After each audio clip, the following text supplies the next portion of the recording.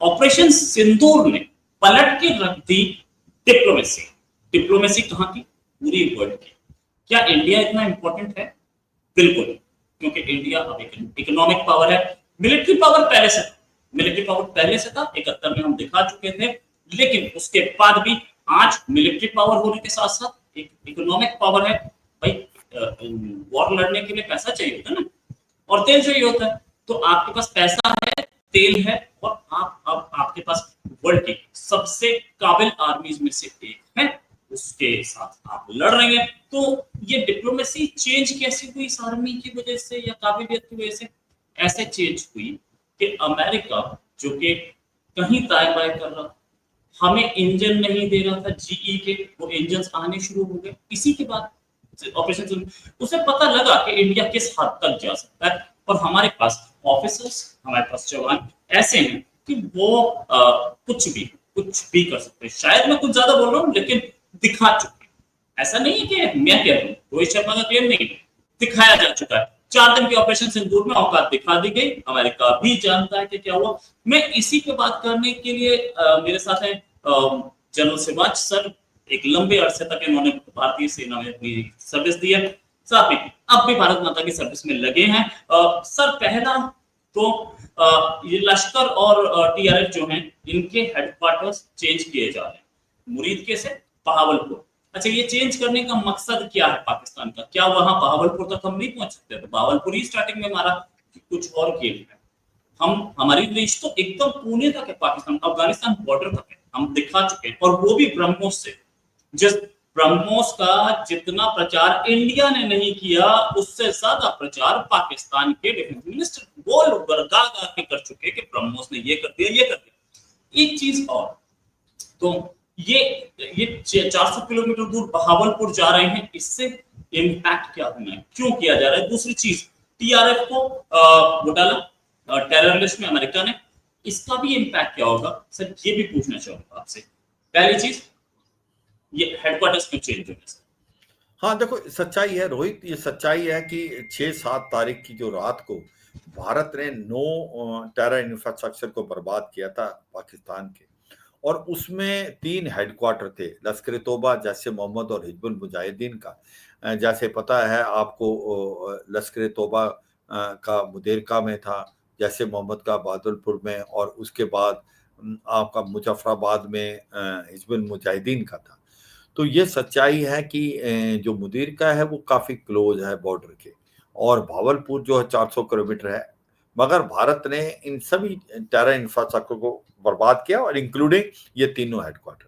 अब पॉइंट आता है, क्योंकि मुदीर का बहुत नज़दीक है, और ऐसे में पाकिस्तान के जो ये टेररिस्ट ग्रुप हैं, वो समझते हैं कि अगर हम थोड़ा सा अंदर जाएंगे तो फिर बचाव के ज़्यादा चांसेस हैं। दूसरा, रिएक्शन टाइम ज़्यादा मिलता है। अगर कोई चीज़ 400 किलोमीटर में जाके हिट करेगी, और जो चीज़ 50 किलोमीटर में हिट करेगी, तो उसका फ़र्क है। तो इसलिए वो ये सोच रहे हैं, उनको डर पैदा हो गया जिस प्रकार से 6-7 की रात को उनके सारे हेडक्वार्टर बर्बाद कर दिए। तो अब वो सोच रहे हैं कि हो सकता है कि हम अंदर चले जाएं 400 किलोमीटर है, तो उनका बचाव के सिचुएशन बेटर हो जाएगी। और इसी में, मगर उनको ये नहीं पता कि भारत के पास एक से एक बढ़ के हथियार है, और ब्रह्मोस का तो उन्होंने अब देख लिया असली रूप कि किस प्रकार से सटीक हमले हुए, विदाउट कोलेटरल डैमेज, प्रिसिशन मार के हमने 9 के 9 जो टेरर इंफ्रास्ट्रक्चर थे 25 मिनट के अंदर बर्बाद कर दिए। और पाकिस्तान का जो एयर डिफेंस सिस्टम था, उसको हमने खोखला दिखा दिया, जो कि वो चीन से लिया था HQ-9 और HQ-15, वो नहीं कर पाया। और एक इसी प्रकार से पाकिस्तान का जो PL-15 था, जो एक प्रकार एयर टू एयर मिसाइल, वो भी बिल्कुल नाकामयाब हुई। और उनके जो JF-17 एयरक्राफ्ट लिए हुए थे जो चीन से, और J-10C, उनको भी एक्सपोज कर दिया। तो ओवरऑल ये सच्चाई है, पाकिस्तान की बहुत बुरी तरह हार हुई थी इन ऑपरेशन से दूर में। अब ये डिफेंसिव मेजर लेने की कोशिश कर रहे हैं। ये सोचते हैं कि मुदीर का, क्योंकि भारत की बॉर्डर के नजदीक है, अगर वो थोड़ा सा दूर ले जाएंगे तो सर्वाइबिलिटी के चांसेस ज्यादा होंगे। डिस्टेंस होंगे तो उनको रिएक्शन टाइम भी मिल सकता है, मगर हम नहीं समझते ऐसा होगा। अगर दोबारा भारत ने हमला किया तो भारत हमला सटीक करेगा, और अब बचने के उनके कोई चांसेस नहीं है। वो हमने डिस्प्ले कर दिया ऑपरेशन सिंदूर में। Rohit, right sir. ऑपरेशन सिंदूर के खत्म होने के बाद से, खत्म क्या मतलब अभी भी चल रहा है, लेकिन जो पॉज आया 4 दिन की ऑपरेशन सिंदूर अब तक जो हुआ है, उसके बाद से पाकिस्तान के डिफेंस मिनिस्टर अपनी पत्नी का नाम कम ले रहे हैं, ब्रह्मोस का ज्यादा ले रहे हैं। ये आलम क्यों है? क्योंकि डर बैठ गया है। हमारी आर्मी बोलती थी, काफी टाइम से बोल रही थी कि जब हम ब्रह्मोस चलाएंगे तो आप सिर्फ अल्लाह का नाम लेना, आप भाग नहीं पाओगे, क्योंकि ब्रह्मोस इतना तेज अटैक करेगा। सर एक चीज और, ये टीआरएफ जिसका हेडक्वार्टर शिफ्ट किया जा रहा है, ये टीआरएफ जो है यूएसए की टेरर लिस्ट पे आया। इसके साथ साथ ये टेरर लिस्ट पे आया क्यों, पहली चीज। और दूसरी चीज कि ये अब क्यों आया? टीआरएफ तो हम बहुत टाइम से बोल रहे थे कि टीआरएफ जो है वो इंडिया पे हमले कर रहा है और इंडिया के लिए वो है एक खतरा है। तो अब यूएसए का ये प्यार जागा है भारत के लिए, या अब उसकी तीसरी आंख खुल गई है, क्या हुआ? देखो, टीआरएफ को हमें समझना पड़ेगा कि ये पहले बना कब था। ये द रेजिस्टेंस फोर्स, क्योंकि 2019 के अंदर जब भारत ने आर्टिकल 370 और 35A को ऑपरेट किया था, उसके बाद ये टीआरएफ आया, क्योंकि पाकिस्तान को लगता है ये लश्कर तौबा जैसे मोहम्मद हैं, ये हिट लिस्ट में हैं और इनके कारण पाकिस्तान के ऊपर फाइनेंशियल काफ़ी रिस्ट्रिक्शन लगी हुई हैं। तो इसका नाम बदल के इन्होंने जो टीआरएफ किया था, द रेजिस्टेंस फोरम, ये एक्चुअली कुछ और नहीं, ये लश्कर तौबा का प्रॉक्सी और ऑफशूट है। और ये सच्चाई है, इसको 2023 में भारत ने इसको बैन कर दिया था और अभी जो अमेरिका ने इसको बैन किया है। और जो टीआरएफ है, इसने काफ़ी टेररिस्ट एक्शन किए हैं जम्मू कश्मीर में। ये पौनी राशि के अंदर जो टूरिस्ट को मारा गया था, जो एक प्रकार पिलग्रिम्स आए थे, उसमें भी ये इन्वॉल्व था। और जो पहलगांव जहां पर 26 टूरिस्ट को मारा गया धर्म पूछ के, वहां पर भी टीआरएफ था।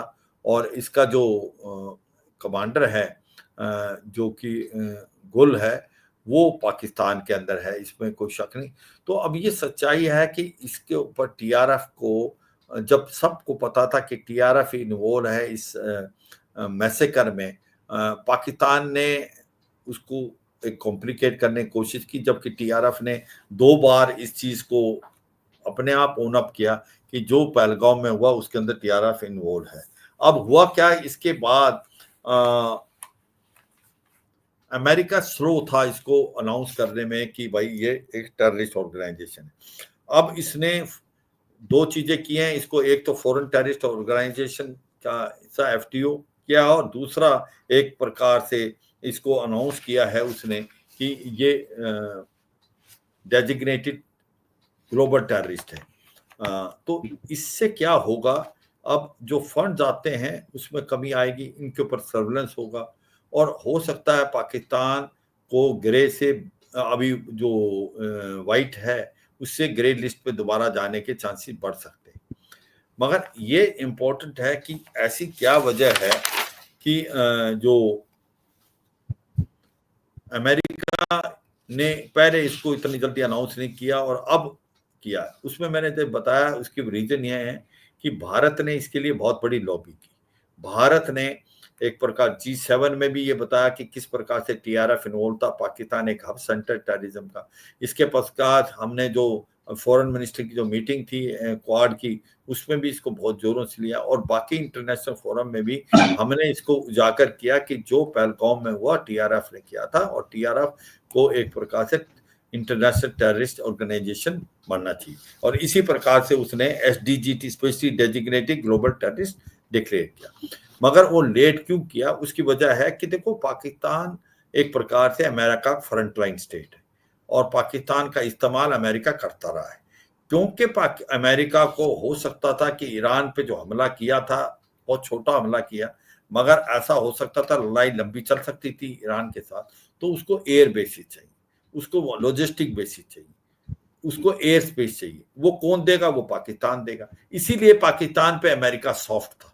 और क्योंकि अब वो ईरान वाली बात जो है खत्म हो चुकी है और दूसरा ये नॉन नेटो अलाई भी है अमेरिका का, क्योंकि इसकी जियो स्ट्रेटेजिक लोकेशन ऐसी है कि अमेरिका इसलिए पाकिस्तान को फ्रंट लाइन स्टेट मानता है, अगर उसको अफगानिस्तान पे सर्वेलेंस रखना है, इस्लामिक स्टेट और अल कायदा जिसकी मार अमेरिका तक है, तो उसको बेसिस चाहिए पाकिस्तान में। अगर उसको ईरान पे सर्वेलेंस रखना है, फिर भी उसको बेसिस चाहिए।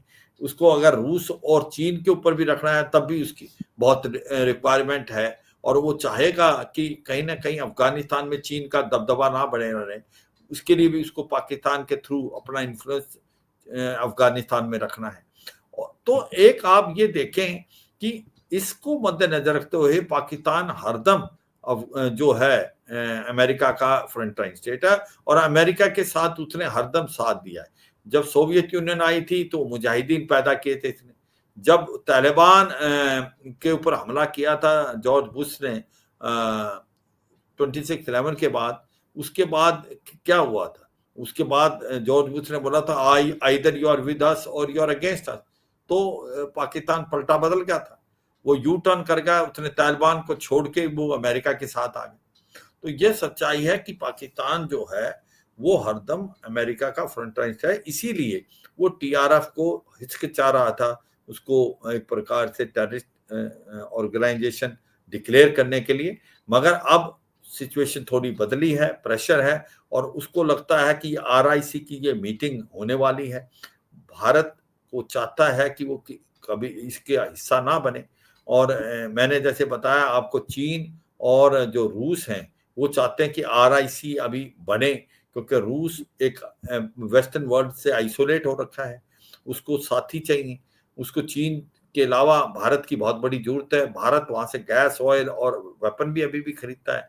इसी प्रकार कहीं ना कहीं चीन को भी भारत की जरूरत है, क्योंकि टैरिफ की लड़ाई लड़ रही है वो भी अमेरिका से, उसको साथी चाहिए। मगर भारत सोच समझ के करेगा। भारत ने ये बोला कि जो आरआईसी है एक कंसल्टिव ऑर्गेनाइजेशन है, ना कि कोई ऐसी स्ट्रेटेजिक अलायंस है, इसीलिए भारत उस चीज को करे। तो इसको मुझे लगता है आपको ये देखना पड़ेगा, अमेरिका ने सोच समझ के टाइमिंग की। ईरान अभी खत्म हो गया है, कई आरआईसी की मीटिंग है भारत को अपनी तरफ खींचने के लिए। और जो इंजन G404 है वो इंजन भी उसने स्टार्ट कर दिए हैं देने, जो कि तेजस मार्क 1 अल्फा के लिए लगेंगे। तो मुझे लगता है कि ये वजह हो सकती है कि उसने अभी टीआरएफ को एक प्रकार ग्लोबल टेररिस्ट डिक्लेयर किया है, और इसको एक जो specially designated global terrorist plus foreign terrorist organisation किया है। रोहित। Right sir. अच्छा सर, एक फाइनल क्वेश्चन आपसे लेना चाहूंगा मैं कि क्या ये जो आपने आरआईसी की मीटिंग की बात की, तो क्या अमेरिका इस आरआईसी की मीटिंग से घबराया हुआ है? दूसरी चीज, वहां पे हम जाएंगे तो हमें क्या फायदा होगा? फाइनल, ये जो एफएटीएफ की लिस्ट में क्या पाकिस्तान दोबारा जा सकता है टीआरएफ को टेरर ऑर्गेनाइजेशन डिक्लेयर करके? हाँ, पहले ये सच्चाई है कि टीआरएफ सबको पता है कि एक नथिंग एल्स बट ऑफशूट है, एक प्रॉक्सी है लश्कर तौबा का। तो पाकिस्तान के दोबारा फाइनेंशियल एक्शन टास्क फोर्स के ग्रे लिस्ट में जाने के चांसेस बहुत हो जाते हैं for money laundering and terrorist funding. क्या अमेरिका उसको बचा पाएगा ये तो समय बताएगा, मगर ये सच्चाई है। टीआरएफ को जब अमेरिका ने ही एक प्रकार से इंटरनेशनल टेररिस्ट ऑर्गेनाइजेशन डिक्लेयर कर दिया है, तो मुझे लगता है कि बहुत ज्यादा चांसेस हैं पाकिस्तान के दोबारा ग्रे लिस्ट पर आने के। दूसरा बात आ गई थी जो आरआईसी की बात है। देखो, भारत को अपने हित देखने हैं। भारत को ये सच्चाई है, भारत वहां से ऑयल लेता है, गैस लेता है, 32% ऑयल ले रहा है और कुछ गैस भी लेता है। तो भारत डिस्काउंटेड रेट पे है रूपी यूबल में, उसको कंटिन्यू रखने की कोशिश करेगा।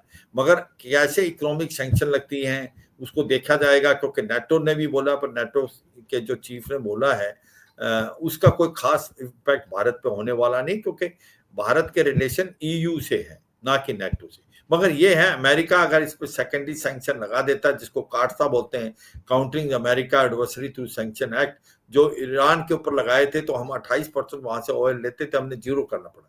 ये देखना पड़ेगा कि आने वाले टाइम में क्या होगा। भारत ने ये बड़े साफ सुथरे शब्दों में बताया है कि हम अपने हितों के हिसाब से काम करेंगे, हम किसी के प्रेशर में नहीं आएंगे। हम ये नहीं चाहते कि हम डायरेक्टली कन्फ्रंट करें अमेरिका को, इसलिए हम आरआईसी के साथ डायरेक्ट खुल के नहीं आएंगे। ये मेरा एक प्रकार से एनालिसिस है। भारत बहुत सोच समझ के चलेगा, क्योंकि एक उस कतार पे पहुंच गए कि हमें अमेरिका की भी जरूरत है, क्योंकि अमेरिका और वेस्टर्न वर्ल्ड की हमें जरूरत है, स्पेशली काउंटर करने के लिए चाइना और बाकी हमें अपने आप को मानना है। इसी प्रकार से हमें किसी हद तक रूस की भी जरूरत है। रूस से हम गैस, ऑयल और आर्मामेंट अभी भी लेते हैं 25-30। हमें चीन से भी अच्छे ट्रेड रिलेशन रखना, क्योंकि अभी भी जो क्रिटिकल मटेरियल है वो वहीं से मिलते हैं, मैग्नेट वहीं से हैं, सेमीकंडक्टर वहां से आती है। तो ये एक प्रकार भारत अपने इंटरेस्ट को सोच समझ के चलेगा, भारत जल्दबाजी में कोई काम नहीं करेगा। और मुझे लगता है ये यही एक प्रकार टेस्ट है। और जिस प्रकार से भारत ने लॉबिंग की है टीआरएफ के अगेंस्ट, इसी प्रेशर में आके ही अमेरिका ने किया है। और आने वाले टाइम में क्वाड की भी मीटिंग भारत में होने वाली है, जब क्वाड के सारे मेंबर्स आएंगे। मुझे लगता है आरआईसी मीटिंग में भारत खुल के नहीं आएगा। भारत इसको ये दिखाने की कोशिश नहीं करेगा कि हम उस ग्रुप में चले गए हैं जो कि एंटी वेस्ट है, एंटी अमेरिका है, क्योंकि ये भारत के हित में नहीं। तो जो भी कार्रवाई करेगा भारत सोच समझ करेगा। मगर ये भी सच्चाई है, भारत ऑयल और गैस मुझे लगता है रूस से लेता रहेगा, क्योंकि भारत को इसकी बहुत जरूरत है। भारत अमेरिका के भी प्रेशर में नहीं आएगा। तो मुझे लगता है कि सोच समझ के कार्रवाई होगी। पहले नेशनल इंटरेस्ट सबसे ज्यादा इंपॉर्टेंट है, इसके अलावा बाकी चीजें बाद में रोहित। Right sir. और ये जो सिचुएशन है इस पे हमारी पहली नजर रहेगी। क्या हम देख सकते हैं आरआईसी से क्या मिलेगा, लेकिन एक पूरी जियो स्ट्रेटेजिक सिचुएशन आपने खोल के सबके सामने रख दी। Thanks a lot sir. और अभी डेवलपमेंट्स और भी हैं, आपके साथ और भी डिस्कशंस करेंगे। अभी के लिए नमस्कार, धन्यवाद, जय हिंद। थैंक यू, जय हिंद।